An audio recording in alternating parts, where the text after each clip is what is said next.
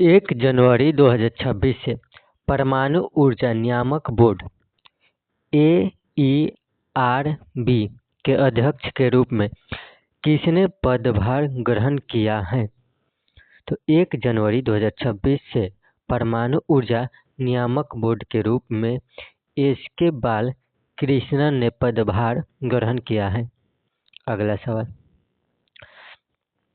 Amelia वालवरडे जिन्हें भारतीय senior महिला फुटबॉल टीम का कोच नियुक्त किया गया है, किस देश से हैं?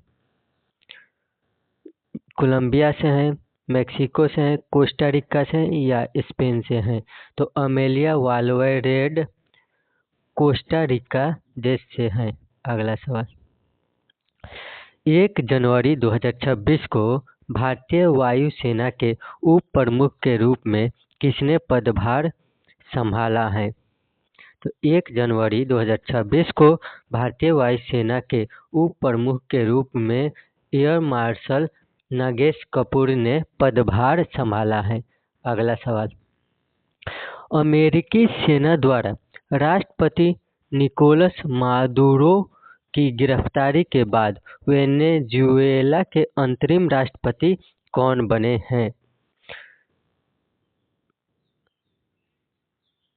तो अमेरिकी सेना द्वारा राष्ट्रपति निकोलस मादुरो की गिरफ्तारी के बाद वेनेजुएला के अगले राष्ट्रपति डेल्सी रोड्रिगेज बने हैं। अगला सवाल, जनवरी 2026 में भारत तिब्बत सीमा पुलिस (ITBP) के नए महानिदेशक के रूप में किसे नियुक्त किया गया है? तो जनवरी 2026 में ITBP के नए महानिदेशक के रूप में SS कपूर को नियुक्त किया गया है। अगला सवाल, जनवरी 2026 में राष्ट्रीय जांच एजेंसी NIA के नए महानिदेशक के रूप में किसे नियुक्त किया गया है? तो जनवरी 2026 में NIA के नए महानिदेशक के रूप में राकेश अग्रवाल को नियुक्त किया गया है। अगला सवाल, MS धोनी को पुणे ग्रैंड टूर 2026 के लिए सद्भावना राजदूत नियुक्त किया गया था। यह टूर किस खेल से संबंधित है?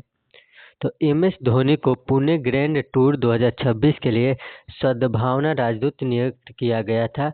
यह टूर साइकिल चलाना खेल से संबंधित है। अगला सवाल, डैश ने केंद्रीय सतर्कता आयोग में सतर्कता आयुक्त के रूप में शपथ ली। इससे पहले डैश में विशेष सचिव के रूप में कार्यरत थे। तो परवीन बिशिष्ट ने केंद्रीय सतर्कता आयोग में सतर्कता आयुक्त के रूप में शपथ ली और इससे पहले वह गृह मंत्रालय में विशेष सचिव के आंतरिक सुरक्षा के रूप में कार्यरत थे। अगला सवाल, दिसंबर 2025 में 2021 के सैन्य तख्ता पलट के बाद से देश पर शासन करने वाले गिनी के राष्ट्रपति के रूप में किसे चुना गया था?